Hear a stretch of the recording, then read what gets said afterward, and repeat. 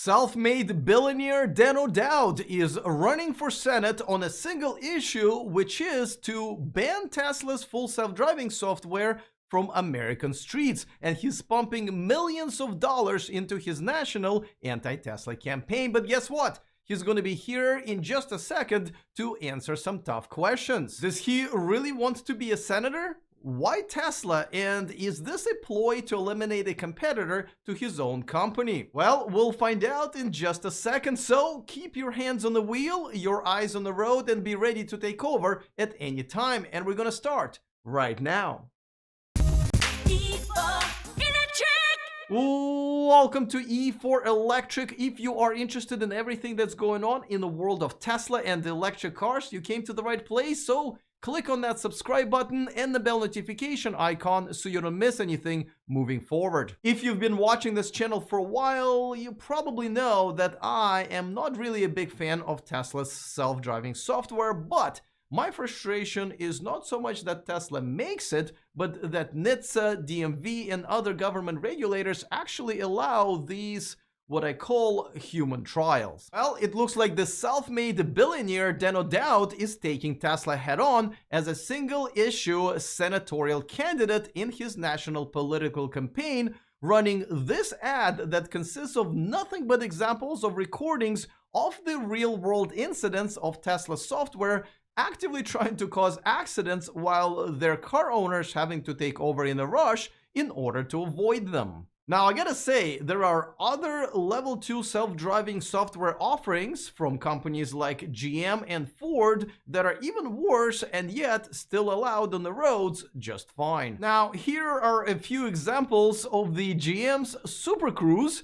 actively trying to run an innocent YouTuber into the freeway divider and other cars. I mean, in about an hour of driving, I've recorded enough of these to provide Mr. O'Dowd with a whole new video ad worth of content. Of course, the Tesla army was immediately deployed to quickly accuse Mr. O'Dowd of a million different things, but to his credit, he has agreed to address all of them right here in this interview. But before I bring Mr. O'Dowd in, a quick reminder that this video is brought to you by Evolve Auto, where you can find the lowest price extended warranty for your Tesla in the US. It's half the cost of competition and has zero deductible. Get a quote and a discount using a link in the description of this video. And by Flow, check out the Flow Home X5 and give your garage some sex appeal with its elegant design, sturdy 100% aluminum casting, and plenty of cord length. Get yours using our exclusive $150 discount in the description of this video. All right, so let's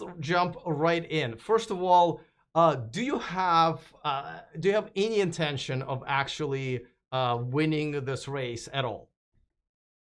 I would like to, but there are rules. I've set ground rules on this. I'm sticking to a single subject. Now, it's not just Tesla. Of course, we'll talk about Tesla, but it goes bigger. The larger issue, which I've been pursuing for years, is the general nature of the last few years of us taking the things our lives depend on and putting computers in charge of it, and often with pretty bad software.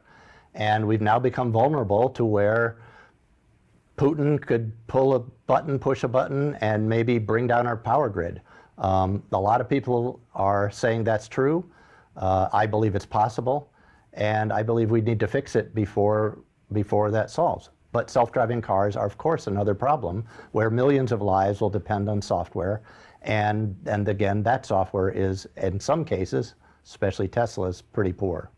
All right, so let's talk about it, because your ad that I think a lot of people have seen, and my viewers are definitely aware of, is concentrating on Tesla. So tell me, what is your sort of beef with Tesla's full self-driving software? Everybody says I exaggerate. I don't. It is the worst piece of software, commercial software, I've ever seen. In city driving, it fails, it malfunctions approximately every 8 minutes. Look at the videos on there. There's a new video today, 15 malfunctions in about a 20-minute drive. I'm not aware of any other product in any other field where somebody ships a product that malfunctions every 8 minutes. Your hairdryer doesn't do that. Your refrigerator doesn't do that. nothing that you use. It really is amazing that they would release a piece of software that it fails that often. You take a perfectly good car, a Tesla. I love Teslas. I have driven nothing but a Tesla for 11 years. And you take a great car and you put software in it that tries to kill people fairly frequently. That's, to me, mind-blowingly bad idea. Now, are you specifically talking about Tesla, or, for example, I have driven the GM Super Cruise, which I think tried to kill me 5 times within 20 minutes, and actually is probably even worse. I don't know if you've experienced it. Are you also talking about them, and there's also Fords, which is quite poor, or are you specifically concentrating on Tesla? Well, I've never been in a cruise, but they just got a license from San Francisco to drive with nobody in the car, to drive with no driver and no safety driver. Yeah, so I'm actually talking about the Super Cruise. That's the self-driving software that GM has in the Bolt and stuff like that, not the Cruise, the company that's self-driving. Those are actually 2 different things. I'm talking the one that's in the Bolt right now, which again, I tried to kill me multiple times in my quick drive on them. Do you believe that those shouldn't be on the road because they're doing exactly the same thing, trying to kill me, really? I was not familiar. I'm familiar with the Cruise product that is being driven without a safety driver in San Francisco, legally under license to do so. That product is so much better than what you get from full self-driving. It actually does drive you, and it doesn't try to do it. If there are other products that fail that often, yeah, they shouldn't be on the road either. But Waymo also, they now are driving in San Francisco with no driver. AutoX is driving in Shenzhen, Pony, and Baidu are driving now in Beijing with no safety driver. They don't need someone to babysit it every minute of the day to prevent it from killing people. That's so much more responsible than handing software in this shape to 100,000 people, not to 10 drivers or 50 drivers. I cannot understand it. Tesla is years and years behind everyone else in technology. You wouldn't know it from listening to the fanboys, but that's the truth. So, but one thing they make it and put it on the road, right? Another thing, somebody allows it, because we do have regulators, I've heard, DMV, for example. I know you've talked to some of them, I believe. What are they saying? Why are they not looking at it as a safety reason? Why have they allowed this and the Super Cruise and Blue Cruise from GM and Ford on the road, even though there's so many videos like you have in your ad that should make them question it?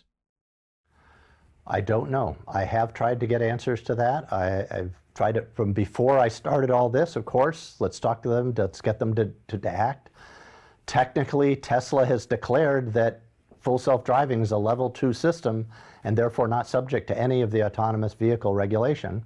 I think that's a silly statement given that Elon Musk says he's going to ship a self-driving car this year. I don't think they have any project other than the full self-driving program that could be considered as fully autonomous. I don't get it.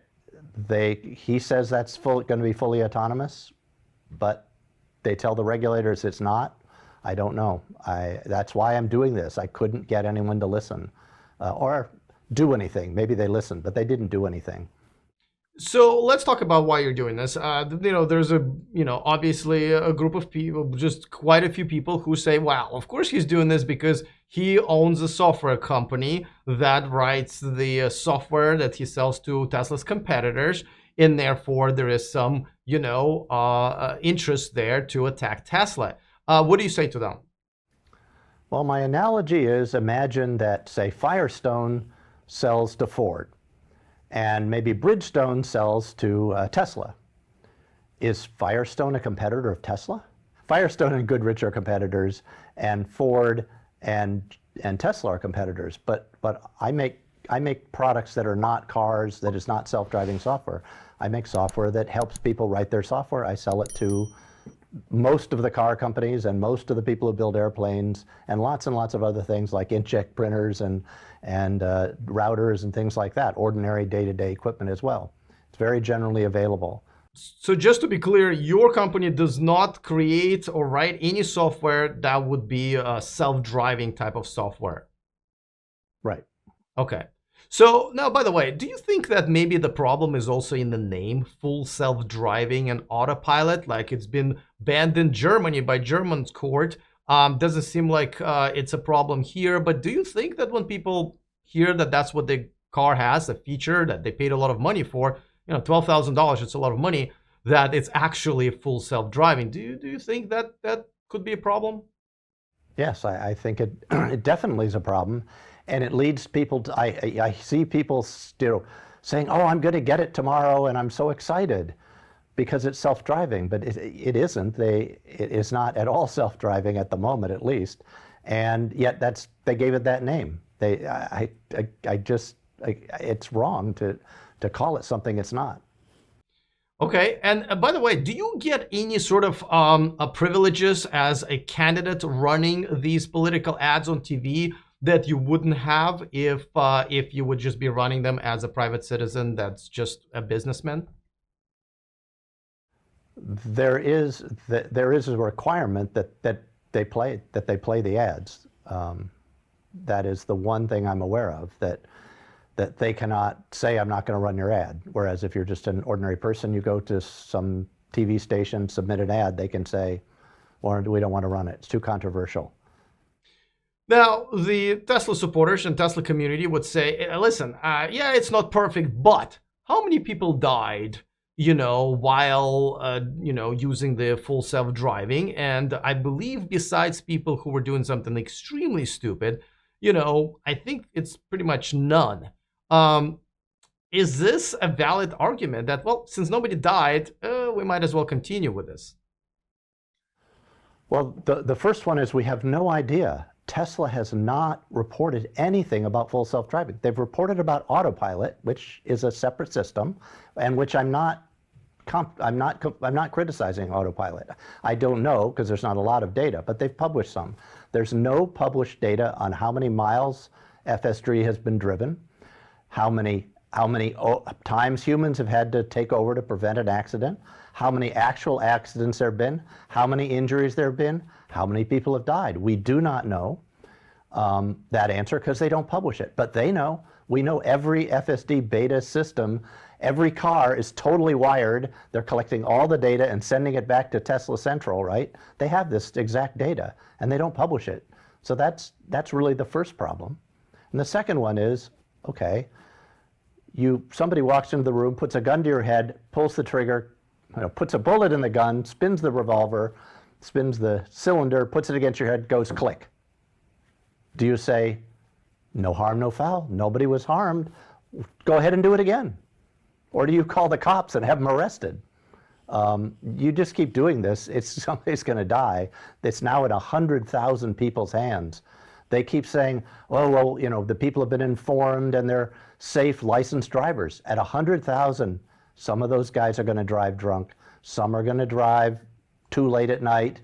Some are going to be watching, you know, they're looking at their phone. All the same reasons that accidents happen are going to happen. It's not going to, it is going to be inevitable. There's going to be a tragedy if they keep doing this. This product is just not safe. Now, what do you say to people say, listen, we have to progress as human beings, as the race, right? We haven't been doing a good job lately with it, but, you know, it has some sacrifice has to be made and some risk need to be taken. And if it's, you know, people who are, you know, maybe end up in an accident because of this, it's worth it because we're going to be saving so many more lives when this is finally a thing and no one's dying in car accidents because, you know, the computers take care of everything. Well, they'd love to make that argument, but somebody's going to save those lives. Somebody's going to build a system that really does drive better than humans. I believe that that's very doable, but it's not going to be Tesla. It might be Waymo. It might be AutoX. It might be Baidu. It might be Cruise. It might be Pony.ai. It might be Didi. All those people are years ahead of Tesla. If anybody's going to save lives, it's them, not Tesla. this software is so far behind. That's simply not true. They're not going to save any lives by putting an irresponsible system on the market. There's no counter. There's no payback. The payback is going to be somebody else, from somebody else.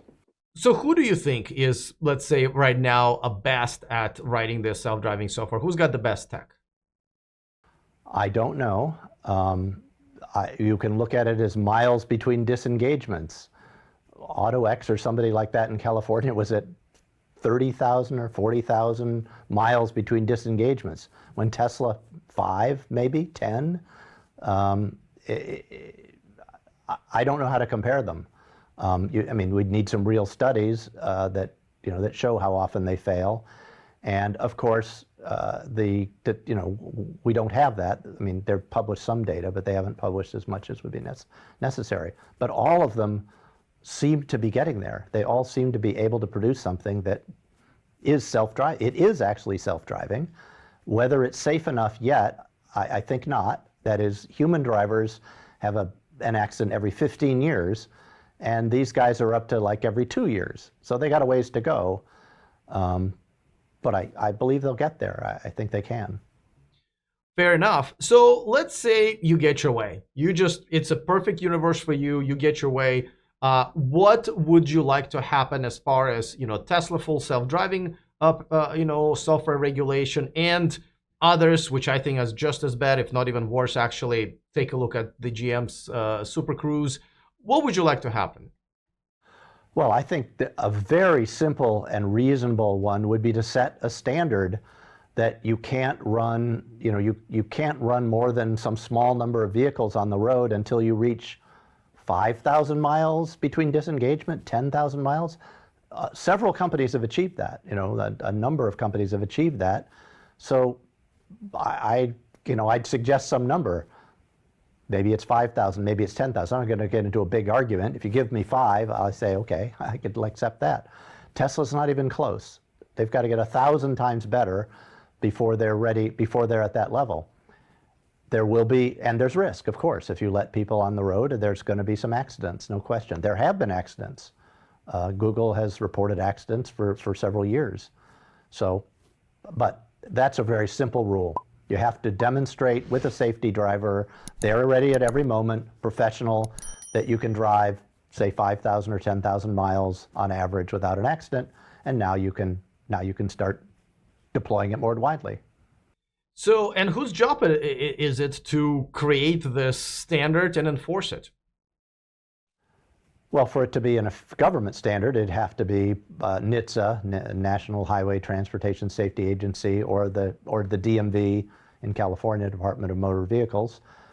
They would have to pass it. But I think the reason I'm running a campaign is to get people to understand this, that they have been terribly misled about the truth of things, that there's a very easy solution that will make this safe and get us back on track to doing it right. And they won't be allowed to deploy it, widely until they meet, the 50,000 or 100,000 miles, right? They'll be able to test it up to some point. So that gets us where we want to go. Now, originally when you announced these plans, you posted on Twitter with the video that we've all seen. Now that Elon Musk is just about to take over, are you concerned that next time you want to post something like this, or this particular tweet might be taken down because he believes that this is misinformation, misleading, and miss a lot of things? Is that a concern? Well, he claims to be a free speech absolutist. He says he wouldn't want to censor anyone unless the law required it. If he's not just lying, then I guess he wouldn't take me off. If he is, I think he's going to have some. If he does do that, I'm going to make a pretty big noise somewhere else that is the ultimate censorship. He uses being the richest man in the world to buy the town square and shut me up. That's not a good. That's not a good look. Well, I can't imagine this video generating too many comments, but if for some odd reason you decided to submit a few, I will definitely be happy to read them. So, looking forward to all of your comments. Other than that, see you guys next time, and remember, to stay charged. Take it